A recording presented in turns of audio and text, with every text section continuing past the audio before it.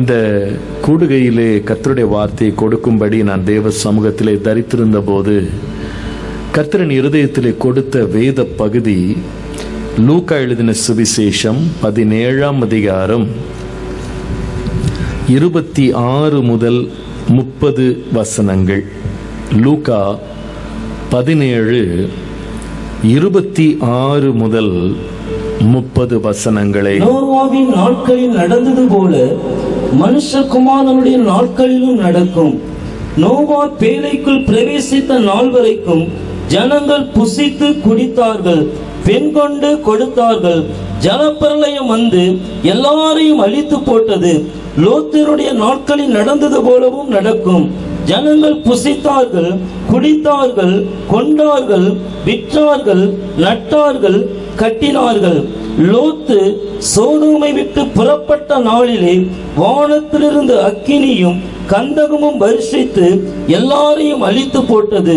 மனுஷகுமாரன் வெளிப்படும் நாளிலும் அப்படியே நடக்கும். ஆமென்.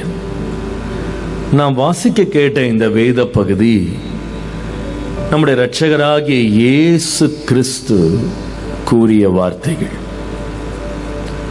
மனுஷகுமாரனுடைய நாட்களிலும் அப்படியே நடக்கும். எப்படி நடக்கும்?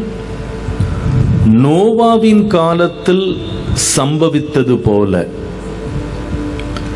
லோத்துவின் காலத்தில் சம்பவித்தது போலவே மனுஷகுமாரனுடைய நாட்களிலும் நடக்கும்.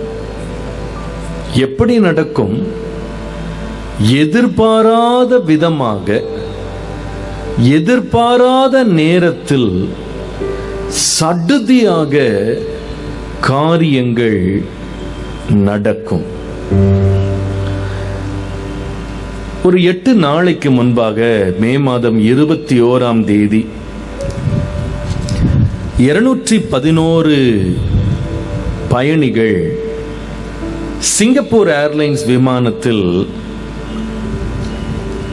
லண்டனிலிருந்து சிங்கப்பூருக்கு பயணம் செய்யும்படி அந்த விமானத்தில் ஏறி பயணித்தார்கள்.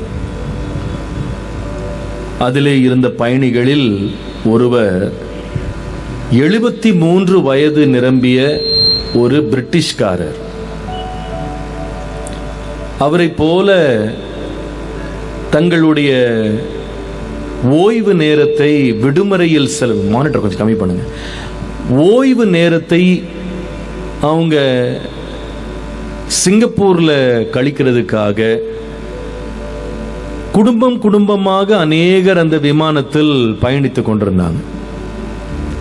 அந்த விமான பயணத்தில் 10 மணி நேரம் விமானம் பறந்து கொண்டிருந்தது. சிலர் தங்களுடைய திருமணங்களுக்காக போய் கொண்டிருந்தாங்க, சிலர் வீட்டின் விசேஷங்களுக்காக போய் கொண்டிருந்தாங்க, சிலர் தூங்கி எழும்பி இருந்திருந்தாங்க. அந்த வேளையில் விமானம் பறந்துட்டு இருக்கிற நேரம் அவர்களுக்கு ஆகாரம் கொடுக்கிற நேரம், சாப்பாடு நேரம். ஆகவே விமான பணிப்பெண்களும் பணியாளர்களும் ஆகாரம் எல்லாருக்கும் கொடுக்கிறதற்காக ஆகாரத்தை பரிமாறி கொண்டிருந்தாங்க. இந்த விமானம் பூமியிலிருந்து 37,000 அடி உயரத்தில் பறந்து கொண்டிருந்தது. பறந்து கொண்டிருக்கிற வேளையிலே சீட் பெல்ட்டை அணியுங்கள் என்று சொல்லி அங்கே அந்த சைன், அந்த அடையாளம் எல்லாருடைய சீட்டுக்கு மேலேயும் எரிகிறது. ஆனால் யாரும் அதை கண்டுகொள்ளவில்லை, யாரும் அதை பெரிதுபடுத்தவில்லை. விமானத்தில் பயணம் பண்ண நிறைய பேருக்கு தெரியும், என்னதான் சீட் பெல்ட் போடுங்கன்னு சொன்னாலும் நிறைய பேர் போட மாட்டாங்க. அன்றைக்கு அப்படிதான் நிறைய பேர் போடவே இல்லை. சீட் பெல்ட் போடுங்கன்னு சொல்ற சைன் இருக்கும் பொழுதே எத்தனையோ 1000 மணி நேரங்கள் விமானங்கள்ல பயணம் செய்து பணி செய்த பணிப்பெண்கள்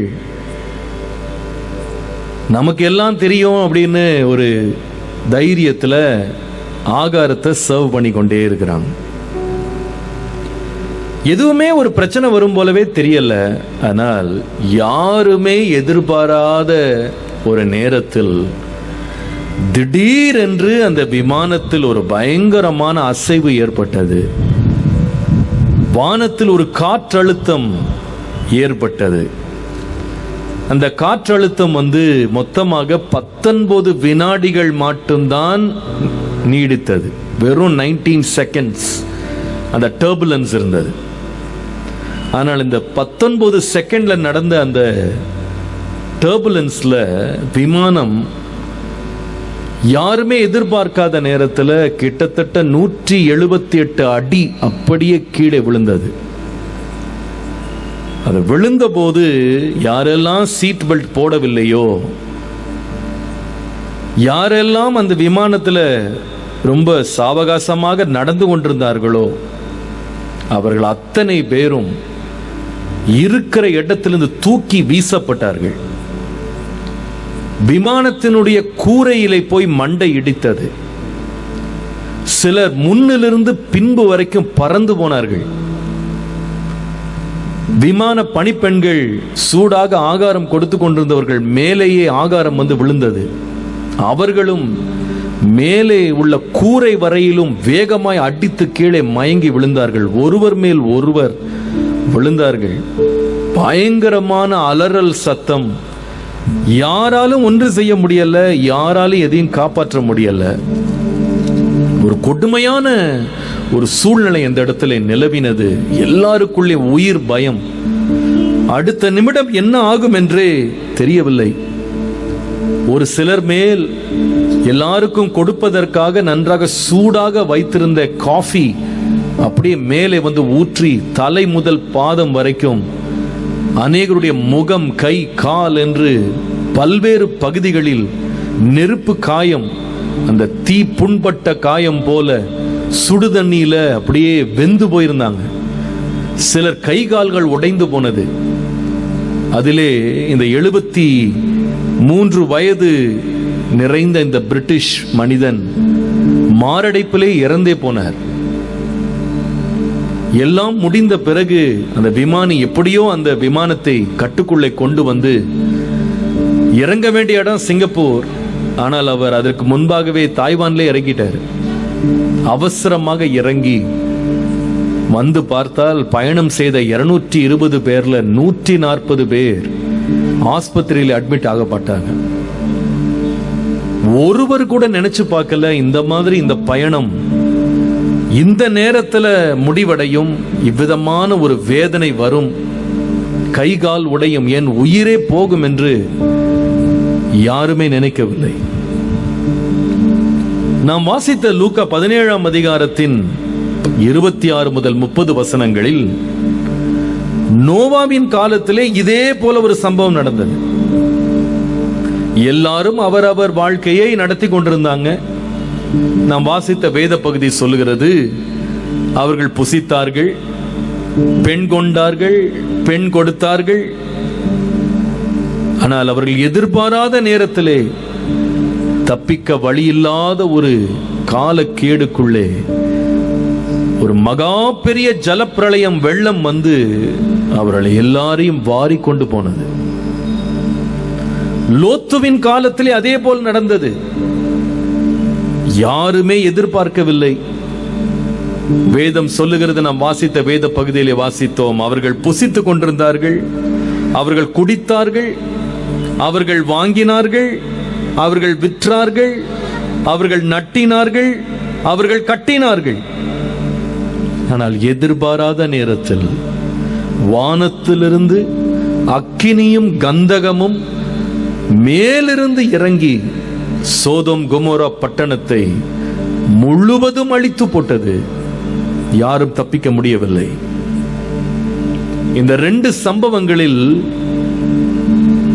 இத்தனை ஆயிரம், இத்தனை லட்சம் மக்கள் நடுவிலே தப்பித்து சென்றது 2 குடும்பம் மட்டுமே. ஒரு சம்பவத்தில் ஒரு தேசத்தின் பேரழிவு, ஒரே ஒரு குடும்பம் மட்டும்தான் ரட்சிக்கப்பட்டது. உலகமே அழிந்தது, ஒரே ஒரு குடும்பம் மட்டும்தான் காப்பாற்றப்பட்டது. மற்ற ஒருவராலும் தப்பிக்க முடியவில்லை. நான் சொன்ன அந்த சிங்கப்பூர் ஏர்லைன்ஸ் விமானத்தில் பத்திரமாய் கிளம்பி பாதுகாப்பாக ஒரு இடத்துல போய் சேரணும்னு கிளம்புனவங்க இவ்வளோ பெரிய ஆபத்துல சிக்கிறதுக்கு ஒரே ஒரு காரணத்தை சொல்றாங்க. என்ன காரணம் தெரியுமா? காற்றினுடைய அழுத்தத்தை யாரும் நிறுத்த முடியாது, விமானம் அசைறதை யாரும் நிறுத்த முடியாது. ஆனா மரணம் வரைக்கும் கொண்டு போன வேதனை எங்க ஆரம்பிச்சதுன்னு கேட்டா, அவங்க பக்கத்துல இலவசமா ஒரு பெல்ட் இருந்தது, எல்லாரிடத்திலையும் அது கொடுக்கப்பட்டிருந்தது. அது அவங்க என்ன செய்யலன்னா போட்டுக்கொள்ளல, அதை தரித்துக் கொள்ளல. மனுஷகுமாரன் வரும் நாளிலேயும் எல்லாருக்கும் இலவசமான ரட்சிப்பு இருக்கிறது, எல்லாருக்கும் இலவச மீட்பு இருக்கிறது. ஆனால் யார் இயேசுவை ஏற்றுக்கொள்ளுகிறார்களோ அவர்கள் மட்டும்தான் தப்பிக்க போகிறார்கள்.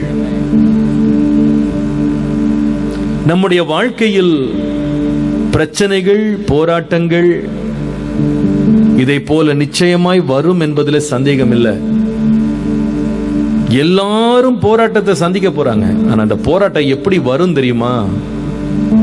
இப்பொழுது வரப்போகிறேன் என்று சொல்லிவிட்டு வராது, திடீரென்று சடுதியாய் வரும்.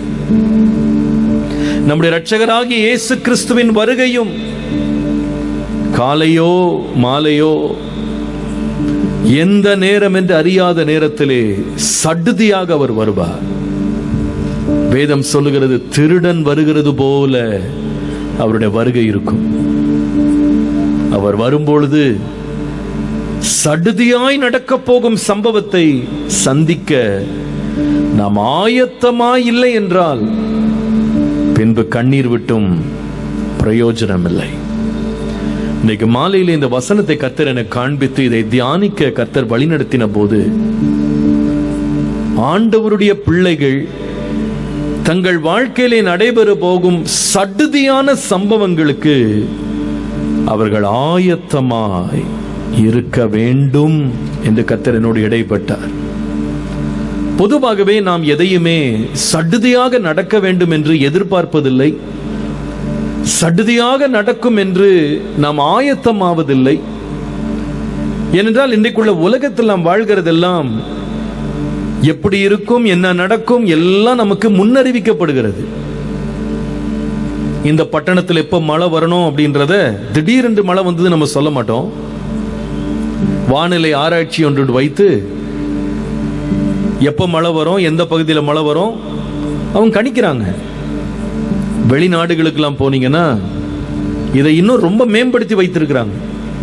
ஒரு குறிப்பிட்ட குடியிருப்பு பகுதியில் துல்லியமான நேரத்தில் மழை பெய்யும்னு சொல்லி அறிவிப்பு கொடுப்பாங்க. நீங்க கொஞ்சம் கூட நீங்க யோசிக்கவே வேண்டியதில்லை. அந்த அறிவிப்பு வந்த பிறகு 8:15 என்று வைத்துக் கொள்ளுங்க, மழை வரும்னு சொல்லியிருந்தாங்கன்னா நீங்க ஜன்னலை திறந்து பார்த்தீங்கன்னா மழை பெஞ்சிட்டு இருக்கும் கரெக்டா 8:15. அவ்வளவு துல்லியமாக கணிக்கிறாங்க. அப்போ இனி என்ன நடக்க போகுது அப்படின்ற பெரும்பாலுமான காரியங்களை கணிக்கிறதுனால நிறைய பேர் நினைக்கிறாங்க வாழ்க்கையில எல்லாத்தையுமே கணிச்சிட முடியும்னு நினைக்கிறாங்க. இன்னைக்கு பாருங்க, நம்ம ஊர்ல எலெக்ஷன் நடந்துட்டு இருக்கு, இன்னும் முடியல. ஆனா முடிகிறதுக்கு முன்னாலேயே எல்லாருமே என்ன சொல்றாங்கன்னா, இந்த எலெக்ஷன் முடிவு எப்படி இருக்கும் அப்படின்னு கணிச்சிட்டு இருக்காங்க. அவங்க கணிக்கிறது உண்மையா இருக்க போதா பொய்யா இருக்க போதா தெரியல. ஆனா எல்லாரும் கணிக்கணும், முன்னாலேயே அதை அறிந்து கொள்ளணும்னு விரும்புறாங்க. அநேக வேளை வாழ்க்கையில கூட நடக்க போகிற சம்பவங்களை எல்லாம் நம்ம எல்லாம் அறிஞ்சிருக்கிறோம், எல்லாம் நமக்கு தெரியும். நமக்கு கட்டுப்பாட்டை விட்டா வாழ்க்கை போயிட போகுது, நம்ம நினைக்காது நடந்துருமா அப்படின்ற ஒரு தைரியத்தில் எல்லாரும் இருக்கிறாங்க. ஆனா நீங்க வேதத்தை வாசித்து பார்ப்பீர்களானால் சில சம்பவங்கள் இருக்கிறது, அது முன் அறிவிப்பே இல்லாமல் அவைகள் நடந்தது. எப்படி இந்த சிங்கப்பூர் ஏர்லைன்ஸ்ல முன் அறிவிப்பே இல்லாமல் திடீரென்று அந்த விமானம் குலுங்கி தடாரென்று கீழே இறங்கி அநேகரை ஆச்சரியத்திற்குள் ஆழ்த்தினதோ அதே போல வாழ்க்கையிலும் நடக்கும். ஆனால் அன்றைக்கு எப்படி எது நடக்கும் என்று அறியாதிருந்த போதும் சடுதியாக நடந்த ஆபத்திலேயும் தங்களை தற்காத்துக் கொள்ள ஒரு கூட்டம் தங்களுக்கு கொடுக்கப்பட்ட பாதுகாப்பினுடைய கச்சையை மாட்டி இருந்தது போல ஒரு தேவனுடைய பிள்ளை தன் வாழ்க்கையிலே நடக்க போகும் சடுதியான சம்பவங்களுக்கு சம்பவிக்கும் முன்பாகவே ஆயத்தப்படுத்திக் கொள்ள வேண்டியது அவசியம். அல்லேலூயா. ஒரு 3 சம்பவங்களை உங்களுக்கு கொண்டு வர்றேன். இவைகளுக்கு நாம் தப்பிக்கவே முடியாது. இவைகளை நம்முடைய வாழ்க்கையில நாம் பார்க்க போகிறோம். அதற்கு நம்மை ஆயத்தப்படுத்திக் கொள்ள வேண்டும் என்று ஆவியானவர் இன்றைக்கு பேச விரும்புகிறார். 3 காரியங்கள். முதலாவது, யோபுவின் புஸ்தகம் 1ஆம் அதிகாரம் 13ஆம் வசனத்திலிருந்து 19ஆம் வசனத்தை நான் ஒவ்வொன்றாய் வாசிக்கிறேன், கவனியுங்கள். யோபு 1:13 வசனம். பின்பு ஒரு நாள், எல்லாரும் சொல்லுங்க, பின்பு ஒரு நாள். யோபு 1:13. அந்த ஒரு நாள் எந்த நாள் என்று யாருக்கும் தெரியாது. அது ஞாயிறா, திங்களா, வெள்ளியா, சனியா, ஒன்னும் தெரியல. இன்னைக்கு உலகம் சொல்ற நல்ல நாளா கெட்ட நாளா எதுவும் தெரியல. இந்த ஒரு நாள் என்பது கேலண்டர்ல சிவப்புல போடல. ஒரு நாள், முன்பின் எதிர்பாராத ஒரு நாள் நடந்தது. என்ன? யோபுடைய குமாரரும் அவன் குமாரத்திகளும் தங்கள் மூத்த சகோதரன் வீட்டிலே புசித்து திராட்சரசம் குடித்துக் கொண்டிருந்தார்கள். 14ஆம் வசனம். எந்நாளை போல இந்த நாள் நடந்து கொண்டிருக்கிறது. பிள்ளைங்க பர்த்டே கொண்டாடி கொண்டிருக்கிறாங்க. நல்ல சாப்பாடு நடந்துட்டு இருக்கு. எல்லாம் குடிச்சிட்டு இருக்காங்க, சந்தோஷமா இருக்காங்க. ஆனா கொஞ்சம் கூட ஒரு முன்னறிவிப்பு இல்லாமல் ஒரு சம்பவம் நடக்கிறது. 14ஆம் வசனம். ஒரு ஆள் அவனிடத்தில் வந்தான், யோபுவினிடத்தில் வந்தான். அவன் சொல்லுகிறான், எருதுகள் உழுது கொண்டிருக்கிறது, கழுதைகள் அவன் பக்கத்திலே, அவைகள் பக்கத்திலே மேய்ந்து கொண்டிருக்கிறது. கொஞ்சம் கூட எதிர்பார்க்கல ஐயா. சபேயர் அவர்கள் மேல் திடீர்னு விழுந்தாங்க. அவைகளை அப்படியே சாய்த்து கொண்டு போயிட்டாங்க. வேலை ஆட்களை பட்டய கருக்கினால வெட்டியே போட்டாங்க ஐயா. கொஞ்சம் யோசித்து பாருங்க. ஆயிரக்கணக்கான மிருகங்களை எதிர்பாராத நேரத்தில் ஒரு கூட்டம் வந்து களவாடிட்டு போகுது. அவங்கள பார்த்துட்டு இருந்தவங்கள கொன்று போடுது. ஒருவன் சொல்லுகிறான், நான் ஒருவன் மட்டும்தான் தப்பி ஓடி வந்து உங்ககிட்ட செய்தி சொல்ல வந்திருக்கிறேன்னு யோபுட்ட சொல்றார். யோபு இதை எதிர்பார்க்காத நிலையில் அப்படியே உட்கார்ந்து பிரமிச்சு பார்த்துட்டு இந்த நியூஸை கேட்டுட்டு இருக்கிறார். லைவ் ஃபீட் வருது அவருக்கு. ஒரு நாள் நடந்தது. இப்ப 16ஆம் வசனம் வாசிப்பீங்களானா, இப்படி அவன் பேசிக்கொண்டே இருக்கும் பொழுதே வேறொருவன் வருகிறான். வானத்திலிருந்து தேவனுடைய அக்கினியை விழுந்து ஆடுகளையும் வேலையாட்களையும் சுட்டரித்து போட்டது. நான் ஒருவன் மட்டும்தான் தப்புனேன். ஒன்று, ஜனங்களிடத்திலிருந்து, கள்ளர்களிடத்திலிருந்து, சைட்ல இருந்து வருது பிரச்சனை. சுற்றுமுற்றி பார்த்து உஷாராகிறதுக்குள்ள எருது கழுதை எல்லாம் போயிடுச்சு. வேலைக்காரனும் செத்து போயிட்டான். இது கொஞ்சம் டைம் ஆச்சு. இதுக்கு கொஞ்ச நேரம் சண்டை போட்டிருப்பான்னு நினைக்கிறேன், போராடி இருப்பான்னு நினைக்கிறேன். ஆனால் அது ஷாக் தான். ஆனா அடுத்த சம்பவம் சொல்லுது, ஆடுகளோடு உட்கார்ந்திருந்த வேலைக்காரர்கள் அத்தனை பேர் மேல வானத்திலிருந்து அக்கினி வந்தது. இதை யார் பார்த்துட்டு இருந்திருப்பா? யார் எதிர்பார்த்திருப்பா? திடீரென்று சம்பவித்தது. இப்ப இது நடக்கும் போதே அடுத்தவன் வருகிறான். யோபு இடத்துல 17ஆம் வசனம். இவங்க பேசிக்கொண்டே இருக்கும் போதே ஒருவன் சொல்லுகிறான், கல்தேயர் 3 கூட்டமாக வந்தாங்க, ஒட்டகங்கள் மேல் விழுந்தாங்க, அவைகளை ஓட்டி கொண்டு போயிட்டாங்க, வேலையாட்களை பட்டய கருக்கினால் வெட்டி போட்டாங்க, நான் ஒருத்தன் மட்டும்தான் மிச்சம் இருக்கிறேன். கொஞ்சம் யோசித்து பாருங்க. யோபு பெரிய கூட்டத்தோடு வாழ்ந்தவர். கால்நடைகள் கூட்டம், பெரிய கூட்டம், அவைகள் எல்லாம் கவனிக்கிறதுக்கு ஏராளமான ஆட்கள். இந்த ஏராளமான ஆட்கள்ல இப்ப மிச்சம் மீதி யாரு கேட்டா இப்ப 3 பேர் தான் வந்து சேர்ந்திருக்கிறான். மற்றவன் எல்லாருமே தொலைஞ்சிட்டான். ஒரே நிமிஷத்துல எல்லாம் நடந்து முடிஞ்சிருச்சு. இப்படி இவங்க பேசிக்கொண்டே இருக்கும்போது 18ஆம் வசனத்துல மேலும் ஒரு இடி விழுது பாருங்க. வேறு ஒருவன் வருகிறானா, அவன் சொல்லுகிறான், உம்முடைய குமாரரும் உம்முடைய குமாரத்திகளும் தங்கள் மூத்த சகோதரன் வீட்டிலே புசித்து திராட்சரசம் குடிக்கிற பொழுது வனாந்திர வழியாய் பெருங்காற்று வந்து அந்த வீட்டின் 4 மூலையிலும் அடிக்க அந்த பிள்ளைகள் மேல் விழுந்து அவர்கள் இறந்து போனார்கள். நான் ஒருவன் மட்டும் தப்பி உமக்கு அறிவிக்கும்படி வந்தேன். என்ன ஒரு அதிர்ச்சியாக இருந்திருக்கும் யோசித்து பாருங்க. நூற்றுக்கணக்கான பேர், ஆயிரக்கணக்கான மந்தைகள் எங்க பார்த்தாலும் சத்தமா இருக்கிற ஒரு இடத்துல, வீட்டுல 10 பிள்ளைகள் இருக்கிற ஒரு வீட்டுல திடீர் என்று ஒரு அமைதி நடக்கிறது. மிச்சம் இப்ப யாருன்னு கேட்டா யோபு, அவன் மனைவி, மீதி 4 பேர் தான். மத்தவன் எல்லாரும் காலி. ஒருத்தன் தான் தப்பிச்சேன் 4 பேர் வந்து நிக்கிறான்.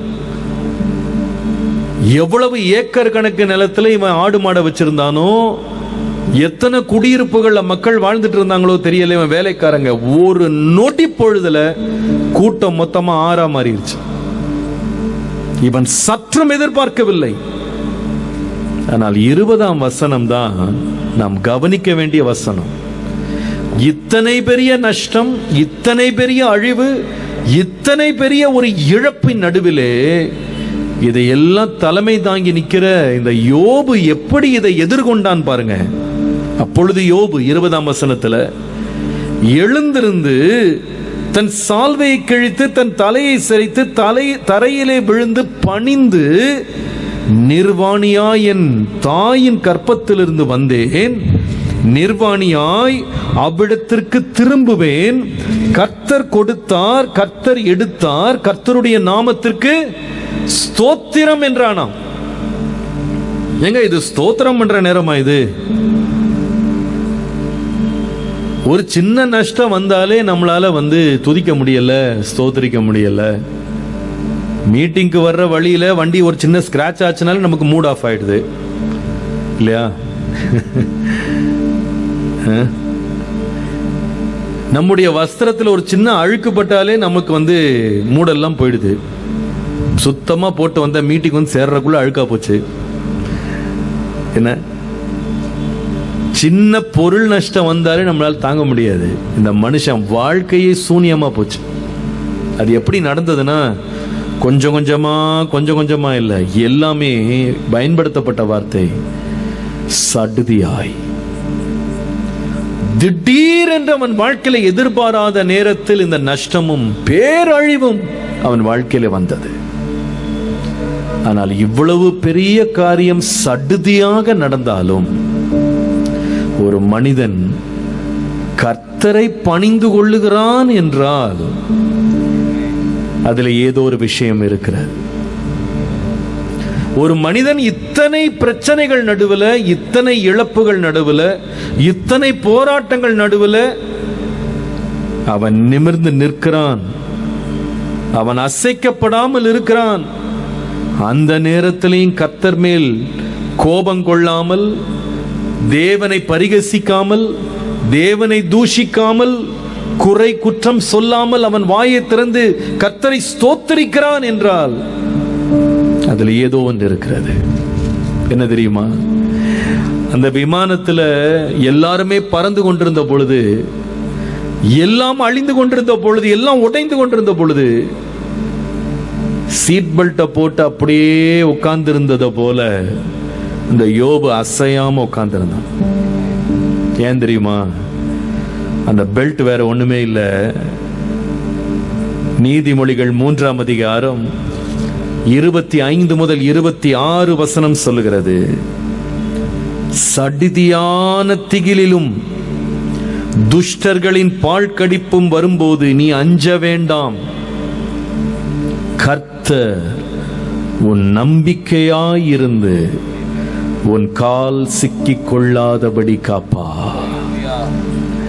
அப்ப அன்றைக்கு யோபுவ இவ்வளவு பெரிய போராட்டத்தின் நடுவில் கர்த்தரை பணிந்து கொள்ளும் அளவிற்கு தன்னுடைய ஆத்துமாவை ஸ்திரப்படுத்தின ஒன்றே ஒன்று உண்டானால் அவன் தேவன் மேல் கொண்டிருந்த நம்பிக்கை. இன்றைக்கு நாம் கேட்க வேண்டிய ஒரு கேள்வி, என் வாழ்க்கையில என்றைக்கு காற்று வீசும், என்றைக்கு யார் எனக்கு விரோதமா எழும்புவாங்க, யார் எதை ஓட்டிட்டு போவாங்கன்னு எனக்கு தெரியாது. இதெல்லாம் கர்த்தர் கொடுத்தது தான். ஆனா கர்த்தர் கொடுத்தது என்றைக்கு எப்படி மாறும் என்று கர்த்தரும் சொல்லல, தீர்க்கதரிசியும் சொல்லல, யாரும் சொல்லல. சடுதியாக இந்த காரியம் நடக்கும் பொழுது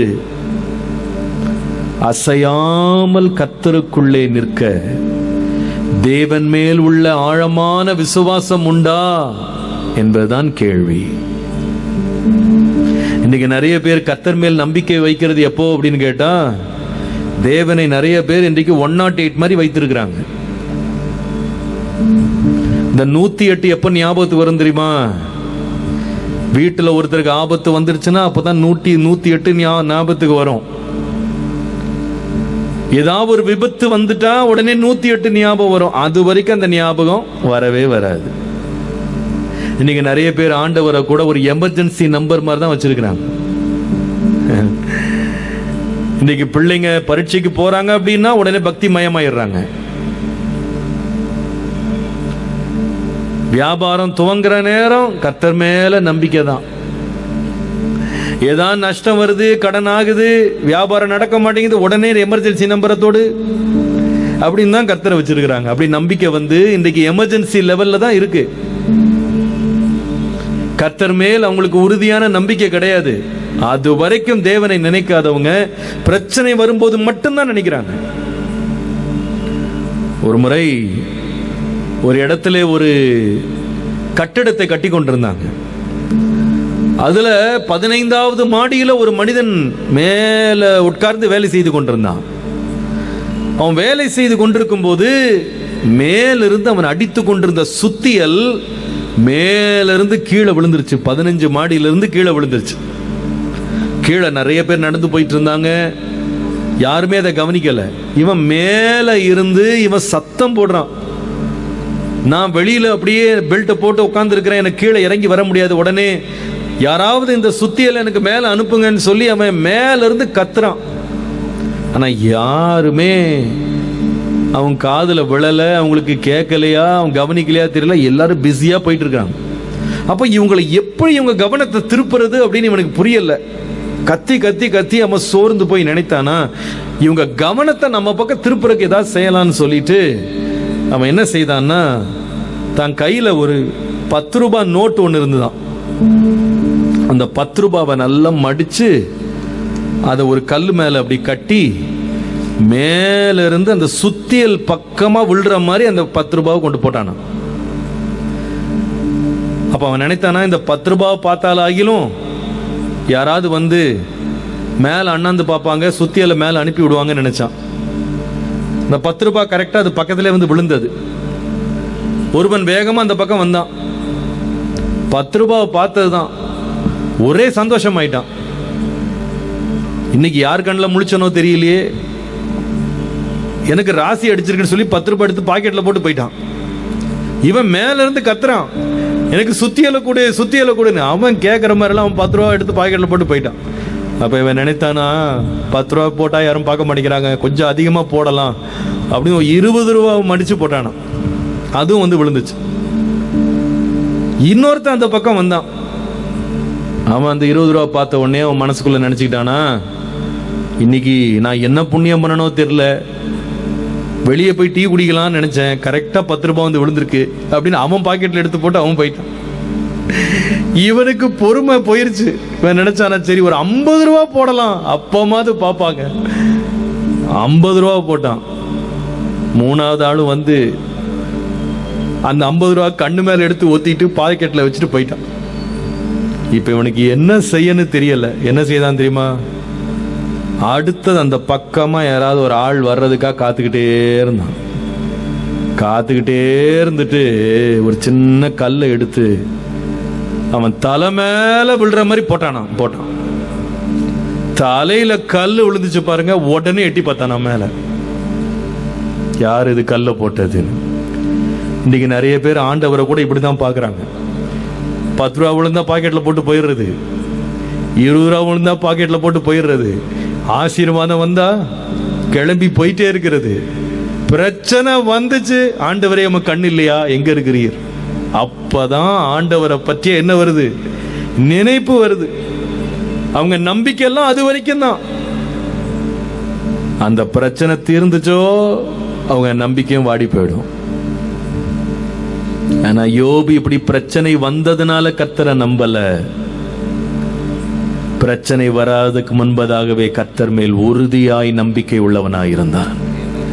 அவனுடைய விசுவாசம் உலகத்தை ஜெயிக்கிற விசுவாசமாய் இருந்தது.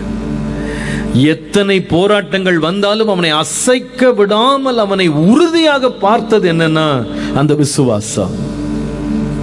இன்னைக்கு நம்முடைய நம்பிக்கை கர்த்தர் மேல் இருக்கிறதா அல்லது கர்த்தர் இல்லாத ஒரு இடத்துல இருக்கிறதா என்று சோதிக்கணும். விசுவாசம் உறுதியாக இல்லை என்றால் பற்பல காற்றுகளால் நாம் அசைக்கப்படுவோம். நிச்சயமாகவே போராட்டம் வரும்போது நாம் நிலைத்திருக்க மாட்டோம். நிச்சயமாக நம்முடைய விசுவாசத்தை விட்டு நாம் விலகிடுவோம். எந்த போராட்டம் நம்மை அசைக்கும், எதுவும் நம்மை தேவனுடைய அன்பை விட்டு பிரிப்பதற்காக நம்மை பலவீனப்படுத்தும். பிரியமானவர்களே, விசுவாசம் என்பது ஒரு நங்கூரம் போல, அது ஆழத்தில் இருக்க வேண்டும். விசுவாசம் என்பது ஒரு அஸ்திபாரம் போல, அது மேலோட்டமாய் உட்கார்ந்து இருக்கிறது அல்ல, அது ஆழமாய் துளையிட்டு வைக்க வேண்டிய ஒன்று. நீண்ட காலமாய் தேவனுடைய வார்த்தையின் மேல் உறுதியாய் கர்த்தரை விட்டு என்ன வந்தாலும் பிரிய மாட்டேன் என்று கர்த்தரை உறுதியாய் பற்றி கொண்ட ஒரு மனதுடையவனாய் கர்த்தரையே நம்பி இருப்பேன் என்று சொல்லுகிற ஒரு நிலைக்குள்ளே நாம் வராவிட்டால் சடுதியாய் நம்முடைய வாழ்க்கையில வரும் எதுவுமே நம்மை அசைக்கும்.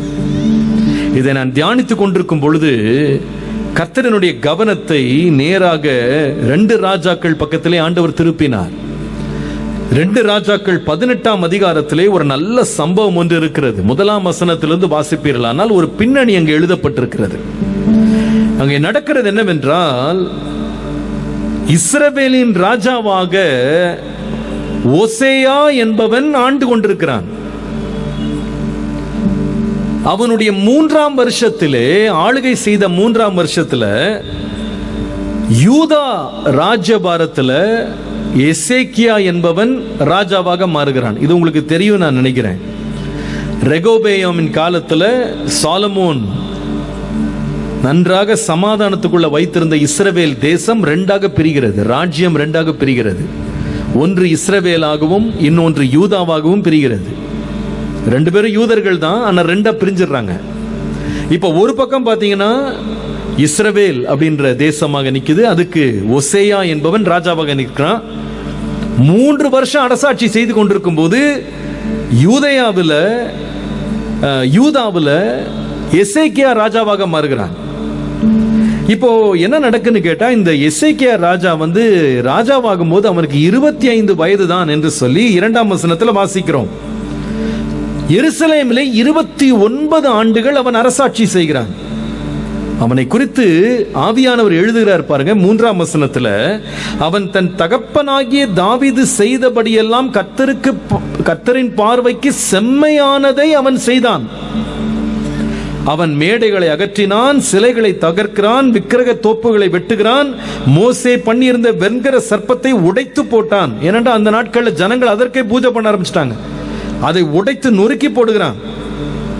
5ஆம் வசனத்தில் வாசிக்கிறோம், இந்த எசேக்கியா ராஜா இஸ்ரவேலின் தேவனாகிய கர்த்தரின் மேல் வைத்த நம்பிக்கையிலே, முக்கியமான வார்த்தை, இஸ்ரவேலின் தேவனாகிய கர்த்தரின் மேல் வைத்த நம்பிக்கையிலே அவனுக்கு பின்னும் அவனுக்கு முன்னும் இருந்த யூதாவின் ராஜாக்களில் எல்லாம் அவனை போல ஒருவரும் இருந்ததில்லை. 6ஆம் வசனம், அவன் கர்த்தரை விட்டு பின்வாங்காமல் அவரை சார்ந்திருந்து கர்த்தர் மோசேக்கு கற்பித்த அவருடைய கற்பனைகளை கை கொண்டு நடந்தான். ஆகையால் கர்த்தர் அவனோடு இருந்தார் என்று எழுதியிருக்கு. கர்த்தர் அவனோடு இருந்தார். அவன் நம்பிக்கை அவ்வளவு உறுதியாய் கர்த்தர் மேல் இருந்தது. கர்த்தர் அவனோடு இருக்கிறார். அந்த வசனம் சொல்லுகிறது, அவன் போகிற எல்லா இடங்களும் அவனுக்கு அனுகூலமாக இருந்தது. சாதகமாக காரியங்கள் நடக்கிறது. வேதம் சொல்லுகிறது, அவன் செய்யற வேலையெல்லாம் பார்த்தீங்கன்னா அசீரியா ராஜாவை அவன் சேவிக்காமல் அவன் அதிகாரத்தை தள்ளிவிட்டான். ஏனென்றால் நான் கர்த்தர் மேல் நம்பிக்கையா இருக்கேன், யாரை கண்டு பயப்பட மாட்டேன், யார் என்னை பயமுறுத்த முடியாதுன்னு ஒரு தைரியமான ஒரு மனுஷனாக இருக்கிறான். பெலிஸ்தியரை காசா மட்டும் எல்லைகள் பரியந்தம், காவலாளர் காக்கிற கோபுரங்கள் தொடங்கி அரணான நகரங்கள் பரியந்தம் முறியடித்தான். அசீரியர்களை பார்த்தா பயப்படல, பெலிஸ்தியர்களை பார்த்தா பயப்படல. ஏனென்றா கர்த்தர் கூட இருந்து எல்லாம் அனுகூலமாக்குறாரு. இதற்கு காரணம் என்னன்னா, தேவன் மேல் நம்பிக்கை உள்ளவனாய் இருந்தான். அல்லேலூயா. தேவன் மேல் நம்பிக்கை உள்ள இந்த எசேக்கியா ராஜா. ஒரு பக்கம் பாத்தீங்கன்னா யூதா ராஜாவில், யூதா தேசத்துல எசேக்கியா ராஜா கர்த்தருக்கு பயந்து கர்த்தரை நம்பி அவரையே பிடிச்சுக்கிட்டு உறுதியா நின்றுட்டு இருக்க தேசம் ஒண்ணு நடந்துட்டு இருக்கு. ஆனா பக்கத்துல இஸ்ரவேல் நாட்டை பாத்தீங்கன்னா அங்க கதையே வேற. எங்க நடக்க என்னன்னு பாத்தீங்கன்னா, அதே 2 ராஜாக்கள் 18ஆம் அதிகாரம் 12ஆம் வசனத்தை வாசித்தால், இந்த இஸ்ரவேல் தேசத்துல இவங்க பக்கத்துல தான் இருக்கிறாங்க, யூதாக்கு பக்கத்துல இருக்கிறாங்க. அவர்களை பற்றி எழுதியிருக்கு, தங்கள் தேவனாகிய கர்த்தருடைய சத்தத்துக்கு செவி கொடுக்கலையா, அவருடைய உடன்படிக்கையும் கர்த்தரின் தாசனாகிய மோசே கற்பித்த யாவற்றையும் மீறுகிறாங்க, அதற்கு செவி கொடாமல் அதன்படி செய்யாமலும் போனாங்க. 2 யூதர்கள் கூட்டம் தான். ஆனா ஒரு தேசத்துல ராஜா முதற்கொண்டு தேசம் எல்லாம் கர்த்தரை நம்பி சார்ந்து எதிரியை பார்த்து பயப்படாம தைரியமா முன்னேறிட்டு இருக்காங்க. இன்னொரு கூட்டத்தை பார்த்தீங்கன்னா அவங்களும் யூதர்கள் தான், ஆனா கர்த்தருடைய கற்பனைகளின்படி செய்யல, கர்த்தரை நம்பல. அதோட முடிவு என்னன்னு கேட்டீங்கன்னா 9ஆம் 10ஆம் வசனத்துல பார்க்கும் பொழுது, அசீரியா ராஜாவாகிய சல்மனாசார் இந்த இஸ்ரவேல்ல சமாரியா என்கிற தேசத்துல அதற்கு விரோதமாய் வந்து கொத்தளங்களை போட்டு 3 வருஷம் அந்த சமாரியாவை அவன் மொத்தமாக முற்றுகை போட்டு 3 வருஷம் முடிந்த பின்பு அதை வந்து அவன் மேற்கொண்டு ஜெயிச்சுட்டு போயிட்டான், பிடிச்சிட்டான். அதை அசீரியா ராஜா இஸ்ரவேலை அசீரியாவுக்கு சிறைபிடித்து கொண்டு போனான். கோசான் நதியோரமான ஆலாகிலும் ஆபேரிலும் மேதியரின் பட்டணங்களிலும் குடியேற்றினான். ஆளுங்கள் எல்லாரையும் மொத்தமா காலி பண்ணிட்டான் சமாரியா விட்டு. பயங்கரமான நஷ்டம் ஒரு பக்கம் நடந்துட்டு இருக்கான, இன்னொரு பக்கம் பாத்தீங்கன்னா இந்த தேசத்துல கர்த்தருடைய பாதுகாப்பு, தேவனுடைய அரவணைப்பு இருக்கு. ஏன்னா இவங்க கர்த்தரை நம்புறாங்க, கர்த்தருடைய வார்த்தையை பிடிச்சுக்கிறாங்க, தேவனுக்கு பிரியமா வாழ்றாங்க. அந்த நம்பிக்கைக்கு தேவன் உண்மை உள்ளவராய் இருக்கிறார், அவர்களை பாதுகாக்கிறார். ஆனால் இப்ப எல்லாரும் நல்லா கவனிக்க வேண்டிய ஒரு காரியம், 13ஆம் வசனம் வருவீங்களானா ஒரு மாற்றம் நடக்கிறது. அதை வாசித்து பாருங்க. யூதாவின் ராஜாவாகிய எசேக்கியாவின் 14ஆம் வருஷத்துல, 14ஆம் வருஷத்துல இப்போ அடுத்த அசீரிய ராஜா வருகிறான். அவன் பேர் செனகரி. அவன் என்ன செய்கிறான்னா, அரணான சகல பட்டணங்களுக்கும் விரோதமாய் வந்து அதை பிடிக்கிறான். யூதாவை சுற்றிலும் வந்து பிடிக்கிறதுக்கு அவன் ரெடியா இருக்கான். அரணான பட்டணங்கள் எல்லாம் பிடிச்சிட்டான். இப்போ இவன் எதிர்பாராத ஒரு பிரச்சனை வந்து தேசத்துல வந்துருச்சு. இது வரைக்கும் பாதுகாப்பு இருந்தது, யாருமே அவனுக்கு எதிர்த்து வர முடியல. இப்போ அசீரியா ராஜா வந்து அரணிப்பான பட்டணங்கள் எல்லாம் பிடிச்சிட்டான். இப்ப நடந்ததை பாருங்க, 14ஆம் வசனம் கவனிச்சு வாசித்தீங்கன்னா உங்களுக்கு புரியும். அப்பொழுது யூதாவின் ராஜாவாகிய எசேக்கியா லாக்கீஸில் உள்ள அசீரியா ராஜாவுக்கு ஆள் அனுப்பி, யாரு கர்த்தரை நம்பிட்டு இருந்தாரு, கர்த்தருடைய கற்பனைகளை கை கொண்டாரு, யாருக்கும் அடிமையாக மாட்டேன், கர்த்தரை மட்டும்தான் சார்ந்து கொள்ளுவேன், கர்த்தரனுக்கு போதுமானவர், அவர் காப்பார் அப்படின்ற விசுவாசத்தோடு இருந்த மனுஷன் அந்த விசுவாசத்துல நிலைச்சிருக்கும் போது அரணிப்பான பட்டணங்கள் எல்லாம் பிரச்சனை வந்துச்சுன்னு சொன்ன உடனே கர்த்தர்ட்ட போகல, அவன் என்ன செய்கிறான்னா அசீரியா ராஜாவுக்கு ஆள் அனுப்புனானா. ஆள் அனுப்பி என்ன சொன்னான் தெரியுமா அசீரியா ராஜாட்ட, நான் குற்றம் செய்தேன். நீ என்னப்பா குற்றம் செய்த? உன்னை பிடிச்சது அசீரியா ராஜா, நீ ஏன்பா வாலண்டரியா போய் சரணடைகிற? ஆனா இவன் சொல்றத பாருங்க, நான் குற்றம் செய்தேன், என்னை விட்டு திரும்பி போங்க, நீர் என் மேல் சுமத்துவதை நான் சுமப்பேன். இங்கிலீஷ் பைபிள்ல போட்டிருக்கு, I will give you whatever you impose on me. என்கிட்ட எதை கேட்டாலும் நான் கொடுக்கிறேன் அப்படின்னு பிரச்சனை நடுவில் கர்த்தர் மேல் நம்பிக்கை வைக்காம இவனே போய் நின்று பேரம் பேசுகிறான். ஆளை அனுப்பி வழக்க தானே கையெடுத்துல எடுத்து செய்யலாம்னு சொல்லி இறங்குகிறான். அதற்கு அந்த ராஜா என்ன சொன்னான் தெரியுமா? அசீரிய ராஜா ஏற்கனவே இஸ்ரவேல் போயாச்சு. இஸ்ரவேல் சமாரியாவை இழந்து அவங்க எல்லாம் அந்த நாட்டுக்கு போயிட்டாங்க. இப்ப அடுத்தது வந்த ராஜா இப்ப இவனை பிடிச்ச உடனே இவன் போய் காலில் விழுறான், என்னை காப்பாற்றுங்க, என்னை எதுவும் பண்ணிடாதீங்க, எதை கேட்டாலும் கொடுக்குறேன்னு. இந்த அசீரிய ராஜா உடனே என்ன செய்தான் தெரியுமா? நான் குற்றம் செய்தேன், என்னை விட்டு திரும்பி போங்க, நான் எதை கேட்டாலும் கொடுக்குறேன்னு கெஞ்சின இந்த எசேக்கியாவிட்ட பதில் அனுப்புகிறான். 300 தாலந்து வெள்ளி 30 தாலந்து தங்கத்தை எனக்கு நீ கப்பங்கட்டு அப்படின்னு சொல்றான். உங்களுக்கு எத்தனை பேருக்கு இந்த 300 தாலந்து 30 தாலந்துன்ற அளவு எனக்கு தெரியுதா? எனக்கு தெரியல. ஒரு தாலந்து என்பது 34 கிலோ. 30 தாலந்து அப்படின்றது 1000 கிலோ அல்லது 1 டன். 1 டன் என்ன தெரியுமா? தங்கம். 1 டன் தங்கத்தை அவன் சொல்றான், எனக்கு நீ கப்பம் கட்டு. அடுத்தது 300 தாலந்து வெள்ளி அப்படின்னா 10 டன், 10 கிலோ இல்ல, 10 கிராம் இல்ல, 10 டன் வெள்ளி கப்பங்குடு. இத கேட்டதுக்கு எசேக்கியா ராஜா என்ன செய்தான் தெரியுமாங்க? கர்த்தர் மேல் ஒரு காலத்துல நம்பிக்கையா இருந்த மனுஷன் அவன் என்ன செய்தான் தெரியுமா? 15ஆம் வசனம் பாருங்க. எசேக்கியா கர்த்தரின் ஆலயத்திலும் ராஜாவுடைய அரண்மனை பொக்கிஷங்களிலும் அகப்பட்ட எல்லா வெள்ளியையும் கொடுத்தான்.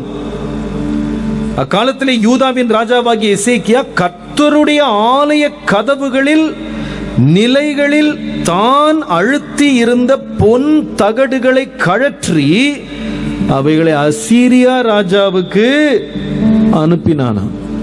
அப்பா, நீ யாரப்பா? நீனு ஒரு காலத்துல கர்த்தர் மேல் நம்பிக்கையா இருந்து விக்கிரக தோப்புகளை உடைத்து நொறுக்கி வெண்கல சர்ப்பம் கூட நிக்க கூடாது, கர்த்தரை மட்டும் தான் நம்பணும்னு தேசத்துக்கே வழிகாட்டியா இருந்தவன், இப்ப ஒரு பிரச்சனை ஒரு பகுதியில வந்துருச்சுன்னு உடனே கர்த்தர்ட்ட போகாம ஒரு அந்நிய ராஜாவுடைய காலில் போய் விழுந்து நீங்க என்ன கேட்டாலும் கொடுக்கிறேன்னு விழுந்தானா?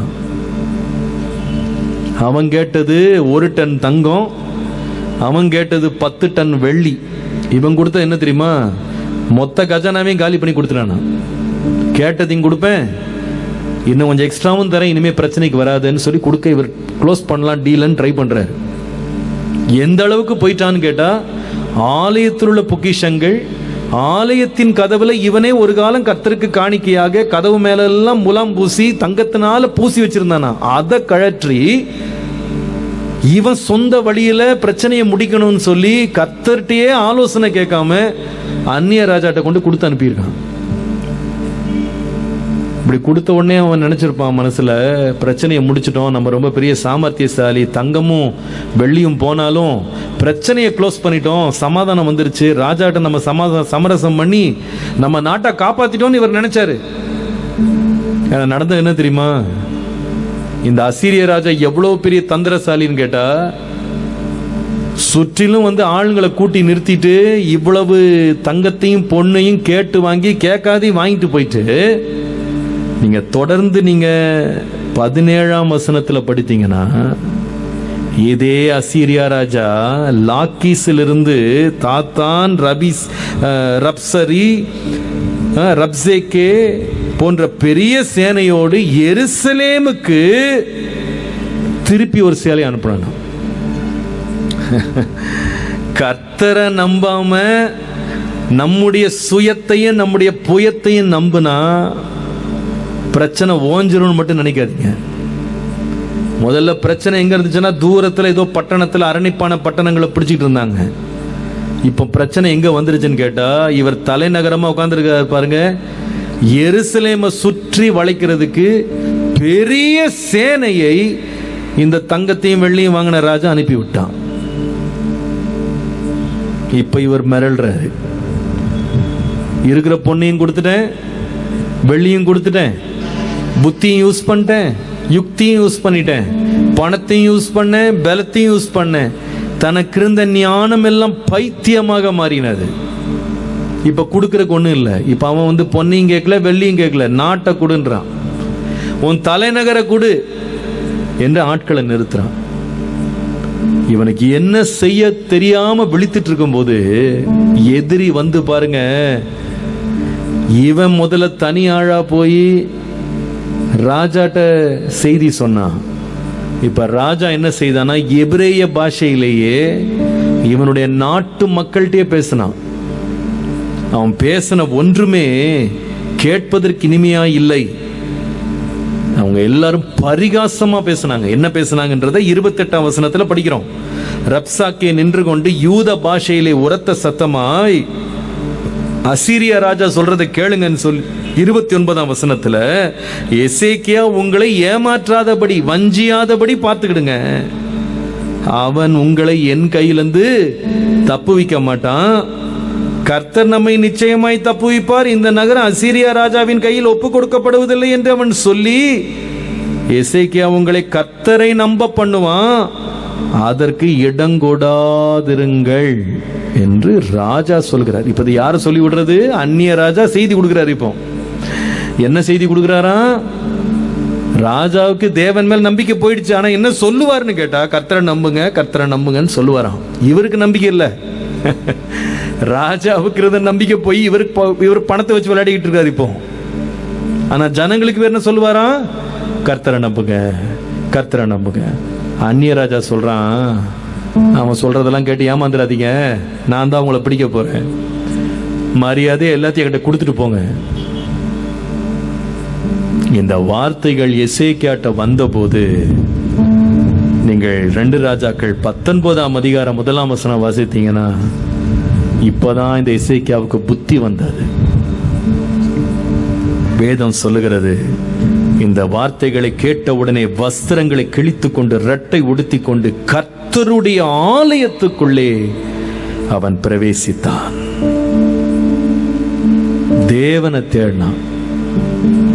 இதுவரைக்கும் கர்த்தரை தேடல. ஏன்னா பணம் இருக்கு பாருங்க, பொருள் இருக்கு பாருங்க, லாயர் இருக்காரு பாருங்க, ஆள் இருக்காரு பாருங்க, குடும்பம் இருக்கு பாருங்க, அண்ணன் இருக்காரு பாருங்க, சொந்தம் இருக்கு பாருங்க, எனக்கு தெரிஞ்ச அக்கா அங்க இருக்கிறாங்க இங்க இருக்கிறாங்க, அவங்கள தெரியும் இவங்கள தெரியும், அந்த ஆட்களையே பார்த்துக்கிட்டு எல்லாம் சுய சாமர்த்தியத்திலேயும் சுய பலத்திலேயும் நம்பி முன்னால போய் காரியத்தை சாதிச்சிடலான்னு போனாரு. முடிவு வெட்கம்.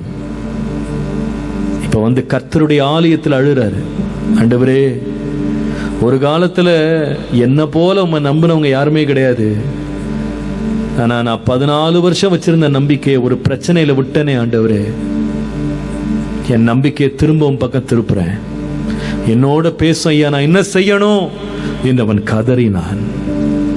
அப்பொழுது கர்த்தர் ஏசாயா தீர்க்கதரிசியின் மூலமாய் வார்த்தை அனுப்பினார்.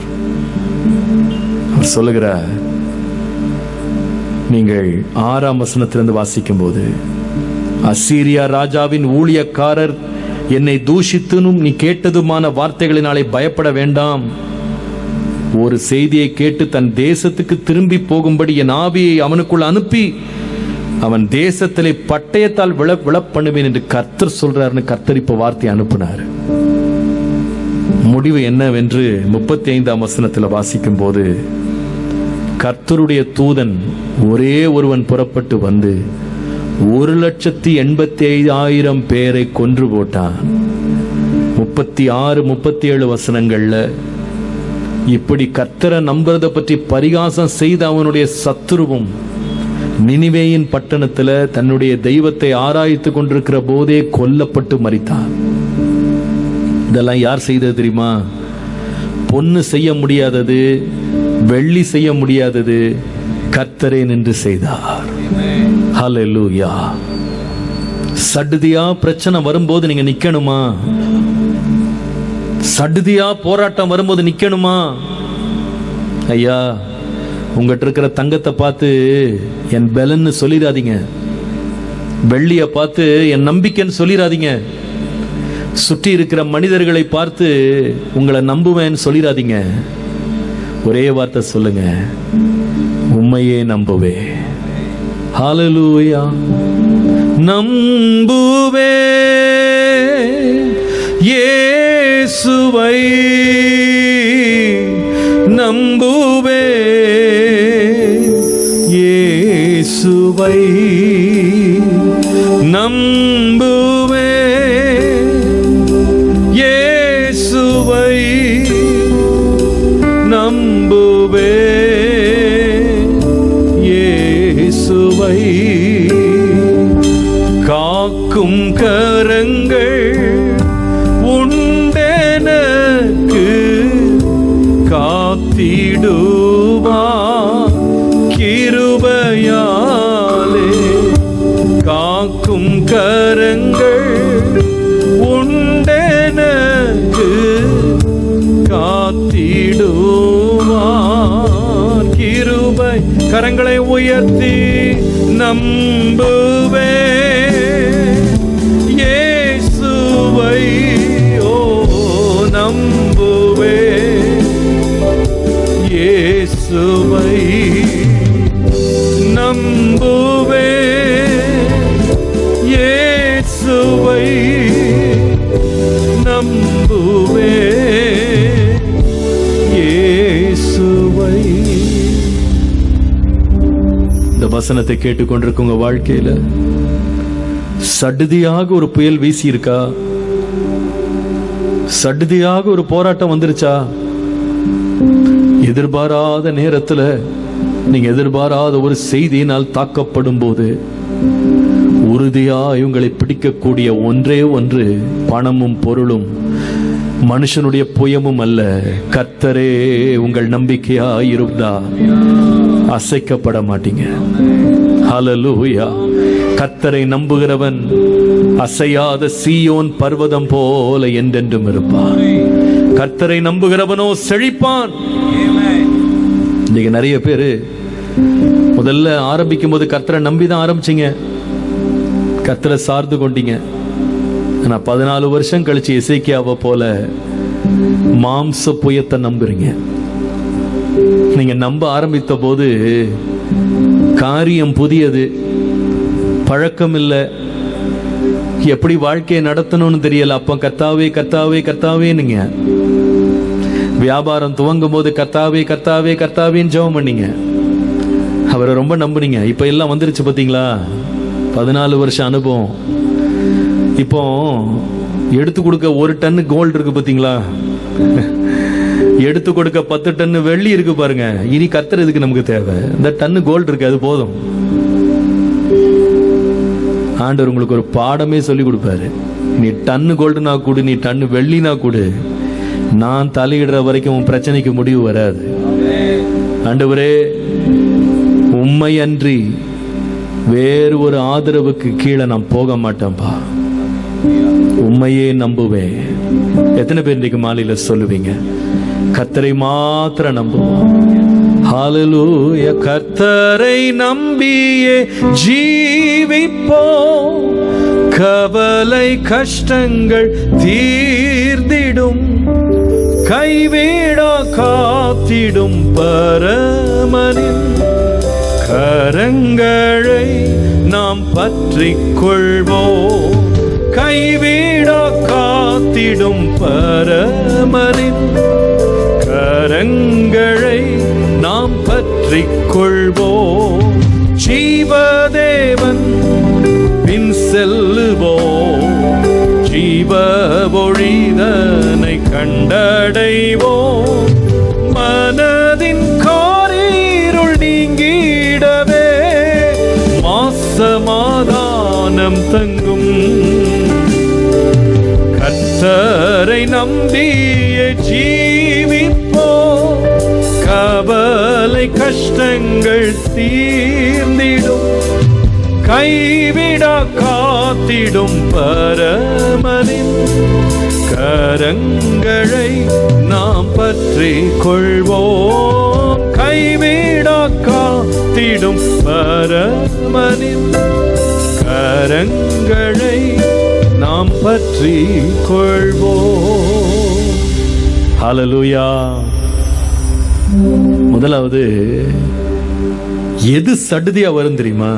First, sometimes the sudden change can be in our trouble. Sudden trouble, சடுதியாக வந்த பிரச்சனை. யோபுவை போல கர்த்தரையே உறுதியாய் பற்றி கொண்டு பிரச்சனைகளை கடந்து செல்ல கர்த்தர் கிருபை தருவாராக. அல்லேலூயா. இரண்டாவது, சுருக்கமாக 2 காரியங்களை சொல்லி ஜெபிக்க விரும்புறேன். மத்தேயு எழுதின சுவிசேஷம் 26ஆம் அதிகாரம் 33-35. இயேசு அவர்களை நோக்கி சொல்லுகிறார், மேய்ப்பனை வெட்டுவேன், மந்தையின் ஆடுகள் சிதறடிக்கப்படும் என்று எழுதியிருக்கிறபடி இந்த ராத்திரியில் நீங்கள் எல்லாரும் என் நிமித்தம் இடரல் அடைவீர்கள் என்றார். 33ஆம் வசனத்துல பேதுரு கர்த்தருக்கு பதில் சொல்றாரு, உமது நிமித்தம் எல்லாரும் இடரல் அடைந்தாலும் நான் ஒரு காலம், எல்லாரும் ஃபெயில் ஆனா கூட நான் ஒரு முறை கூட ஃபெயில் ஆக மாட்டேன் ஆண்டவரே. இடரல்ன்றது என் டிக்ஷனரிலே கிடையாது, என் சரித்திரத்திலே கிடையாது, நான் ரொம்ப ஸ்ட்ராங்கா இருப்பேன் அப்படின்னு இவர் சூளுற விடுறாரு. அப்போ உடனே இயேசு சொல்றாரு, இது வேற யாரும் சொல்ல, இயேசு சொல்றாரு 34ஆம் வசனத்துல, இந்த ராத்திரியிலே சேவல் கூவுகிறதுக்கு முன்னே நீ என்னை 3 தரம் மறுதலிப்பாய் என்று மெய்யாகவே உனக்கு சொல்லுகிறேன். இன்றைக்குப்பா, நீ என்னைக்கோ நினைக்காத, இன்றைக்கு ராத்திரி சேவல் கூவுறதுக்கு முன்னால 3 முறை மறுதலிச்சிருவேன் சொன்னா பேதுரு சொல்றாரு, நான் உம்மோட மரிக்க வேண்டிய, ஆண்டவரே மறுதலிக்கிறதெல்லாம் விட்டுருங்க, மரிக்க வேண்டியதா இருந்தாலும் மறுதலிக்க மாட்டேன். இவர் மாத்திரம் இல்ல, கூட கோரஸே உனக்கு கிளம்பிருச்சு. எல்லாரும் சேர்த்துக்கிட்டு நாங்களும் அப்படியே மறுதலிக்க மாட்டோம் என்று தைரியமா எல்லாம் சூளுற விடுறாங்க. ஏன் இந்த தைரியமா சொன்னாங்க தெரியுமா? நான் நினைக்கிறேன் இவங்க அன்றைக்குள்ள சூழ்நிலையில என்ன நம்பிக்கை இருந்துச்சுன்னா, நமக்கு என்ன பிரச்சனை வந்துட போகுது, வானத்திலும் பூமியிலும் சகல அதிகாரம் உள்ள இயேசுக்கு என்ன பிரச்சனை வந்துடும், அவர் ஒரு வார்த்தை சொன்னா காற்றே அமைதியா போயிடுது, பிசாசெல்லாம் நடுங்குது, வியாதி சுகமாகுது, சப்பானி நடக்கிறான், கூடுறான் பார்க்கறான், செவிடன் கேட்கிறான், குஷ்டரோகம் குணமாகுது. இயேசுவை விட என்ன பிரச்சனை வந்துடும், அவருக்கு எதிர்த்து என்ன வந்துடும், நம்மலாம் கூட இருக்கும், ஒன்னும் ஆகாது. அன்றைக்கு ராத்திரி இயேசு சொன்னா கூட இவங்க கொஞ்சம் கூட பிரச்சனை இப்படி வரும்னு அவங்க நினைக்கல. ஐ கால் திஸ் சடன் டெம்ப்டேஷன், சடுதியான சோதனை. பேதுரு கொஞ்சம் கூட நினைக்கல, இன்றைக்கு ராத்திரி பிசாஸ் என்ன சுளகல போட்டு புடைக்கிறது போல என்னை புடைக்க போறான் அப்படின்னு அவனுக்கு தெரியல. அவன் விசுவாசம் சோதிக்கப்பட போகிறது என்று அவனுக்கு தெரியல. தைரியமா இருந்தாங்க, ஒன்னும் நடக்காது, பார்த்துக்கலாம். அது வேற கொஞ்சம் பட்டயம் வர வச்சிருந்தாங்களா, இதுக்கு மேல என்ன தேவை, பார்த்துக்கலாம் என்ன உட்கார்ந்துருக்காங்க. ஆனா அந்த ராத்திரி யாருமே எதிர்பார்க்கல. ஏதோ பண்டிகைக்கு சாப்பாடு ஆயத்தம் பண்ண போறான்னு நினைச்சிட்டு போன யூதாஸ் தீவட்டிகளோடு பெருங்கூட்டத்தோடு கிளம்பி வருகிறத இவங்க பார்த்து அதிர்ந்து போறாங்க. என்ன நடக்குதுன்னு இவங்க புரிஞ்சுக்கிறதுக்குள்ள இயேசுவுக்கு வந்து முத்தம் கொடுத்து இவர்தான் காட்டி கொடுக்க பிரதான ஆசாருடைய வேலைக்காரெல்லாம் இயேசுவை கையும் காலும் கட்டுறாங்க. அவ்வளவுதான். என்ன நடக்குன்னு ஒரு நிமிஷம் புரியல. வேதம் சொல்லுது, இயேசு சொன்னது அப்படியே நடந்தது. அப்படின்னு அர்த்தம் என்னன்னா, சடுதியாக வெள்ளம் போல வந்த அந்த சோதனையில பேதுருவும் சரி அவனோட இருந்த ஒரு சீஷன் கூட நிக்க முடியல, எல்லாரும் ஓடி போயிட்டாங்க. பேதுரு 3 முறை மறுதலிக்கிறான். ஆனா ஆண்டவர் அவன் மறுதலிக்கணும்னு விரும்பல. அவன் விசுவாசம் ஒளிந்து போகாதபடிக்காக அவனுக்காக ஜெபம் பண்ணாரு. ஆனா ஒரு வார்த்தை அவன்கிட்ட திரும்ப திரும்ப சொன்னாரு. அந்த ராத்திரியில என்ன சொன்னார் தெரியுமா? 40ஆம் வசனம் வாசித்தீங்கன்னா, மத்தேயு 26:40, அவர்கள் நித்திரை பண்ணுகிறதை இயேசு கண்டு, 1 மணி நேரமாகிலும் என்னோடு நீ விழித்திருக்க கூடாதா? சோதனைக்குட்படாதபடிக்கு விழித்திருந்து ஜெபம் பண்ணுங்க. பட்டயத்தை எடுத்தது நல்லதுதான், சூளுற விட்டதெல்லாம் நல்லதுதான், கொடி பிடிச்சதெல்லாம் நல்லதுதான், பேனர் எழுதுனது நல்லதுதான், இயேசுக்காக அப்படி இருப்பேன் இப்படி இருப்பேன்னு சொல்லி வாயில பேசினதெல்லாம் நல்லதுதான்ப்பா. இதெல்லாம் உன்னை காப்பாற்றாது. சடுதியான சோதனை உன்மேல் வெள்ளம் போல வரும்போது நீ தாக்கு பிடிக்க வேண்டுமா? ஜெபம் பண்ணு. ஆனா இந்த பேதுரு ஜெபம்லாம் தேவையில்லைன்னு நினைச்சிட்டாரு. ஏன் தெரியுமா? தூங்கினா நல்ல ஃப்ரெஷ்ஷாக எழும்பலான்னு நினச்சார் அவர். ஆனால் தூங்கினா ஃப்ரெஷ்ஷாக எழும்பல, ரொம்ப வீக்காக எழும்பினார். அந்த ராத்திரியில் வந்த சோதனையில் ஒரு வேலைக்காரிக்கு முன்பாக கூட நிற்க முடியல. ஒரு மனிதன் சடுதியான சோதனைகள்ல தப்பிக்க வேண்டுமானால் சோதனை வந்த பிறகு ஜெபம் பண்ணக்கூடாது, சோதனை வர்றதுக்கு முன்னாலே ஜெபிக்கணும். இன்னைக்கு நிறைய பேர் சோதனை வந்த பிறகுதான் எங்க நம்பர் எங்க, பாஸ்டர் எங்க, இவர் எங்க, அவர் எங்கன்னு ஓடுறாங்க இந்த பக்கம் அந்த பக்கம். சோதனை வந்ததுக்கு அப்புறமா ஜெபம் பண்ணாதீங்க, சோதனை வர்றதுக்கு முன்னால ஜெபம் பண்ணுங்க. நம்முடைய இயேசுவை முன்னடையாளம். அவர் என்ன செய்தார் தெரியுமா? சோதனை வந்ததுக்கு அப்புறமா ஜெபிக்கல, சோதனைக்காரன் வர்றதுக்கு முன்னாலேயே அவர் ஜெபம் பண்ணி கொண்டிருந்தார். அவருடைய சரீரத்தில் உள்ள ரத்தம் எல்லாம் பெருந்துளியாய் கீழே விழுந்தது. ஆனால் இயேசு சோதனையில் தோற்கவில்லை, அவர் ஜெயித்தார். ஏன் ஜெயித்தார் தெரியுமா? அந்த இரவு முழுவதும் தேவன் மேல் தான் வைத்திருந்த விசுவாசத்தின் நம்பிக்கையும் ஜெபத்தினால் உறுதிப்படுத்தினார். இன்னைக்கு ராத்திரியில பிரியமானவர்களே, சடுதியாக வரப்போகும் சோதனைக்கு ஆயத்தமா இருக்கிறீங்களா? எந்த நேரம் சோதனை வரும் நமக்கு தெரியாது, எந்த வடிவத்தில் வரும்னு தெரியாது, எந்த திசையிலிருந்து வரும்னு தெரியாது. விழித்திருக்க வேண்டியது தேவனுடைய பாதத்தில். அவரை நாம் உண்மையாய் நம்பி அவரை பற்றி கொள்வோமானால் கர்த்தருக்கு காத்திருக்கிறவர்கள் பலவீனம் அடைய மாட்டாங்க. புது பலன் அடைந்து கழுகுகளைப் போல செட்டைகளை அடித்து எழும்புவார்கள். அல்லேலூயா. ஓடினாலும் இளைப்படைய மாட்டாங்க, நடந்தாலும் சோர்ந்து போக மாட்டாங்க. ஏன் தெரியுமா? அவங்க காத்திருந்தது கர்த்தருக்கு முன்பாக. கர்த்தருக்கு முன்பாக காத்திருந்து பாருங்க. உண்மையாகவே சடுதியான சோதனையிலேயும் கர்த்தர் ஜெயமாக ஜெயங்கொள்ள பண்ணுவார். அல்லேலூயா. நேரம் இல்லை, அதனால ஒரு காரியத்தை மாத்திரம் சொல்லி ஜெபிச்சிடுறேன். First I said sudden trouble, சடுதியாக வரும் பிரச்சனை. இரண்டாவது sudden temptation, சடுதியாக வரும் சோதனை.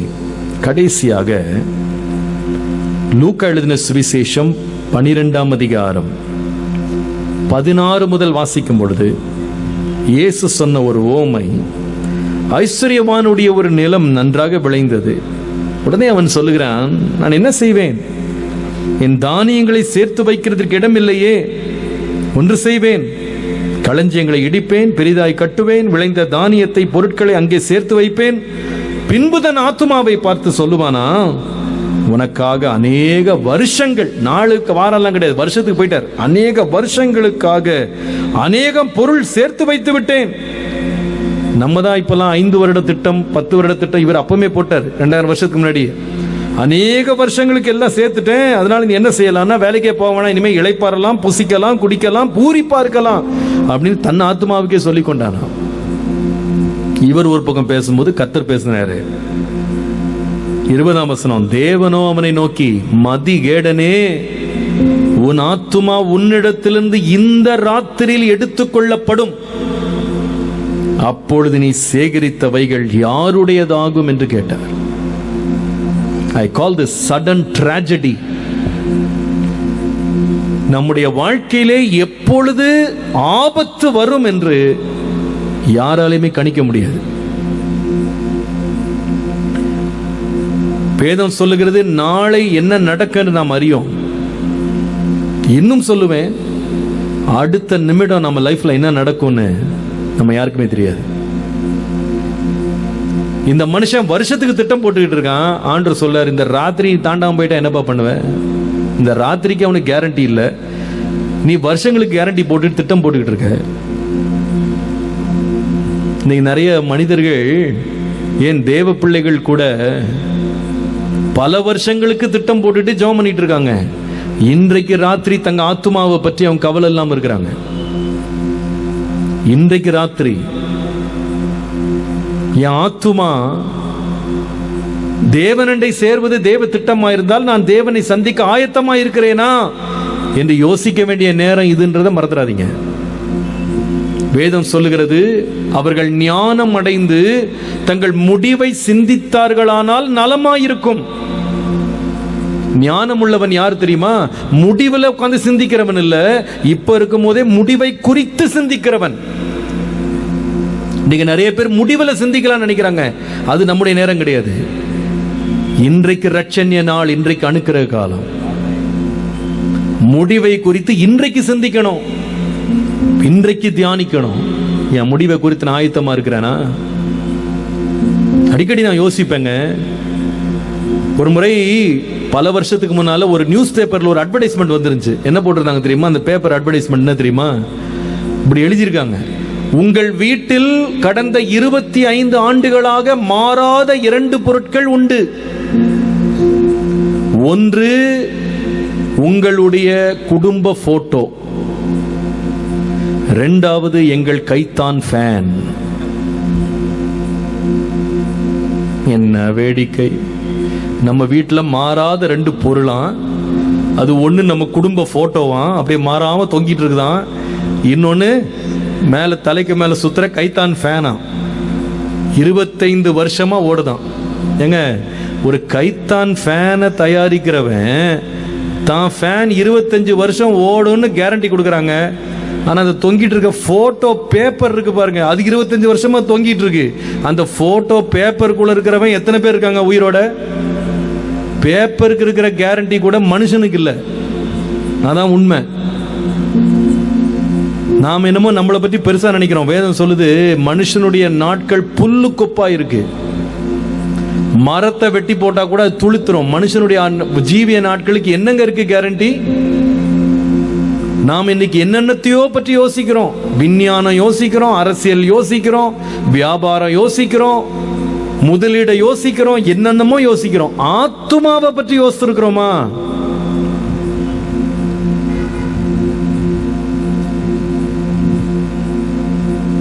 அதன் முடிவு எப்படி வரும் தெரியுமாங்க? சொல்லிட்டு வராது, சடுதியாக சடுதியாக. அந்த சடுதியாக நம்ம சந்திக்க போகிற முடிவுக்கு ஆயத்தமா இருக்கிறோமா? ஆயத்தமா இருக்கிறோமா?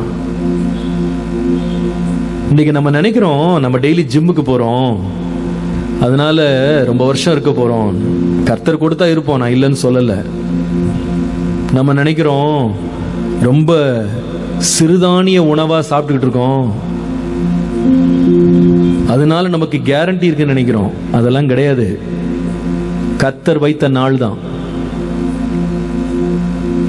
எந்த நேரம் முடிவு வரும் நமக்கு தெரியாது.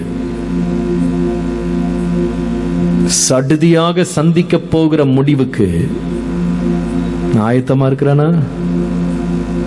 இன்னைக்கு சில பேரு தங்கள் வாலிப வயதை பற்றி ரொம்ப நம்பிக்கையா இருக்காங்க. நான் இப்பதானே 15 வயசு, இப்பதானே 16 வயசு, இப்பதானே 20 வயசு, இப்பதானே காலேஜில் சேர்றேன், எனக்கு நீண்ட நாள் இருக்குன்னு நினைச்சிட்டு இருக்காங்க. இல்லப்பா, ஒவ்வொரு நாளும் நாம் என்ன உணர்வோடு வாழணும்னு சொன்ன முடிவு சடுதியாக வரும். சடுதி. இந்த மனுஷன் பாருங்க, தன்னுடைய சரீரத்திற்கான எல்லாத்தையும் பல வருஷத்துக்கு சேர்த்துட்டான். நிறைய பேர் பல வருஷத்துக்கு பின்னால என்ன கெரியர் பில்ட் பண்ண போறோம்னு இப்ப படிச்சுட்டீங்க, நீங்க குரூப்பை சூஸ் பண்ணிட்டீங்க. சரீரத்துக்காக எப்படி பிசினஸ் கட்டணும், எப்படி கடையை கட்டணும், எப்படி வீட்டை கட்டணும், எப்படி குடும்பத்தை கட்டணும், எல்லாம் பிளான் பண்ணிட்டோம். ஆத்துமாவுக்கா பிளான் பண்ணிருக்கோமா? ஆத்துமாவை குறித்து கவனம் உள்ளவர்களாக இருக்கிறோமா? இந்த சரீரத்திற்கு அடுத்த பணமும் பொருளும் செல்வமும் ஆஸ்தியும் இழந்தா கூட திரும்ப வாங்கிக்கலாம், திரும்ப சம்பாதிச்சிடலாம். ஒருவன் தன் ஆத்துமாவை இழந்தால் அவனுக்கு லாபம் என்ன? உலகத்தையே ஆதாயப்படுத்திட்டு ஆத்துமாவை நஷ்டப்படுத்தினால் அவனுக்கு லாபம் என்ன? ஐயா, சர்ச்சில் கொடுத்த மெம்பர்ஷிப் ஃபார்மை கையில் வச்சுக்கிட்டு பரலோகத்துக்கு ஆயத்தமாயிட்டேன்னு தயவுசெய்து ஏமாற்றிக் கொள்ளாதீங்க. வருஷத்துக்கு சந்தா கட்டிட்டேன் அப்படின்னு தைரியமா இருக்காதீங்க.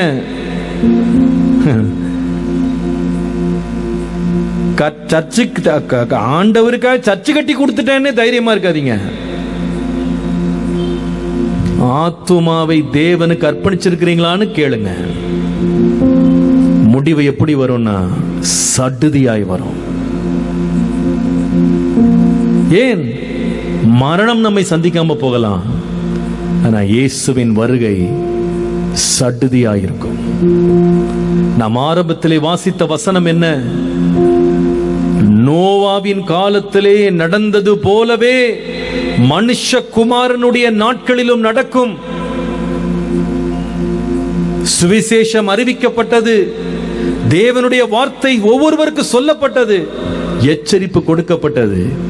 ஆனா ஜனங்க மழையே நாங்க பார்த்ததில்ல, இவர் சொல்ற மழைலாம் வராதுன்னு பூசிச்சு குடிச்சு பெண் கொடுத்து வீட்டை கட்டி தோட்டத்தை கட்டி என்னென்னமோ கட்டி அவங்க பாட்டுக்கு அவங்க வாழ்க்கையை வாழ்ந்துட்டே இருக்கிறாங்க. ஆனா எதிர்பாராத நேரம் வெள்ளம் வந்தது. நம்முடைய இரட்சகராகிய இயேசு கிறிஸ்து திருடனை போல வருவார். அவர் வருவதை, அவரை எதிர்கொள்ள சந்திப்பதற்கு ஆயத்தமா இருக்கிறோமா? வேதம் சொல்லுகிறது, பரிசுத்தம் இல்லாமல் ஒருவனும் தேவனை தரிசிக்க முடியாது. ஐயா, நம்ம கட்டின வீடு இங்கதான் இருக்க போகுது, நம்ம சம்பாதித்த பணம்லாம் இங்கதான் இருக்க போகுது. இதை வைத்து நாம் தேவனை சந்திக்க முடியாது. இன்றைக்கு ராத்திரி என்னை பரிசுத்தத்திற்கு அர்ப்பணிக்கிறேன். உமக்கிடத்துல உமக்கு முன்பாக எனக்கு பிரியமில்லாத உம்முடைய பார்வைக்கு பிரியமில்லாத காரியங்கள் என் வாழ்க்கையில் இருக்குமானால் வேதனை உண்டாக்கும் வழி என்னில் உண்டோ என்று என்னை ஆராய்ந்து நித்திய வழியில் என்னை நடத்தும். இன்றைக்கு என்னை ஆராய்ந்து பார்க்கிறேன். சடுதியாய் வரப்போகிற முடிவுக்கு இன்றைக்கு என்னை ஆயத்தப்படுத்துவேன். எல்லாரும் எழும்பி நிற்போமா தேவ சமூகத்தில்? நாம் நினைப்பது போல எதிர்பார்த்த நேரத்தில், திட்டமிட்ட நேரத்தில் எல்லாம் நடக்கும் என்று தயவு செய்து நீங்க உங்க இருதயத்தை சாதாரணமா வச்சிடாதீங்க. இன்னைக்கு தீர்மானிடுங்க, ஆண்டவரே, சடுதியான போராட்டங்கள், சடுதியான சோதனைகள், சடுதியான முடிவு, இவைகள் எல்லாவற்றுக்கும் நான் ஆயத்தமா இருக்க கிருபை தாரும்.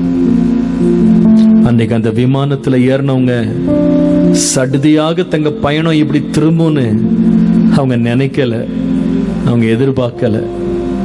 இலவசமா கிடைத்த அந்த ஒரு பெல்ட்டை கேவலமா நினைத்தாங்க நினைக்கிறேன். இதெல்லாம் அவசியமா?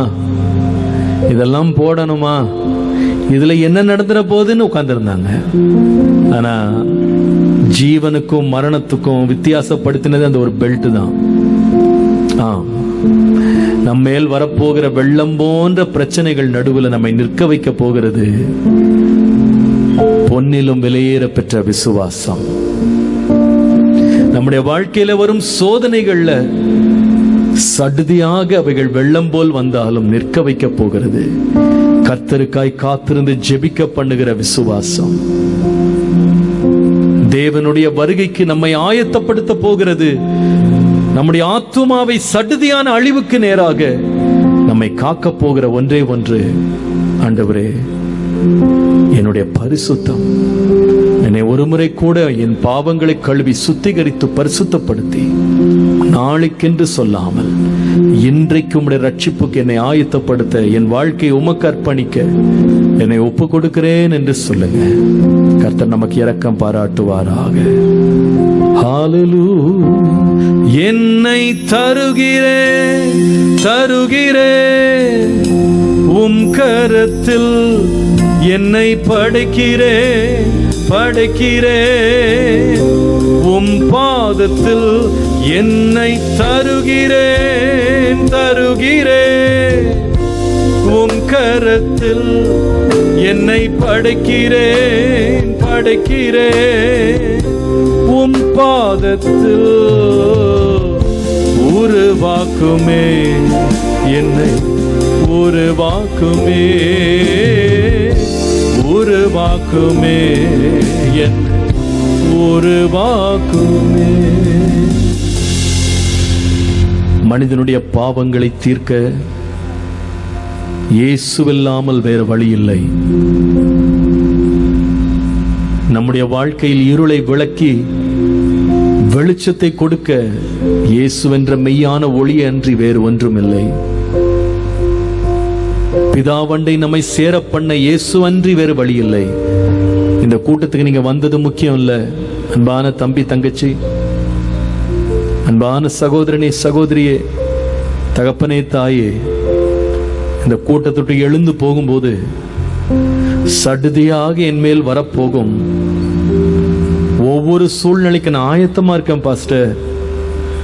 என் விசுவாசத்தை கர்த்தர் மேல வைத்திருக்கிறேன், தேவனை சார்ந்து வாழ்றேன், என் வாழ்க்கையை பரிசுத்தத்துக்கு அர்ப்பணித்திருக்கிறேன் அப்படி நிச்சயம் இல்லாம நீங்க இருந்தா இன்றைக்கு ரட்சணிய நாள், இன்றைக்கு அணுக்கிற காலம். தயவு செய்து உன் வயதை நம்பிராதப்பா, உன் இளமையை நம்பிராதப்பா, இந்த உலக வெற்றியை நம்பிடாதப்பா.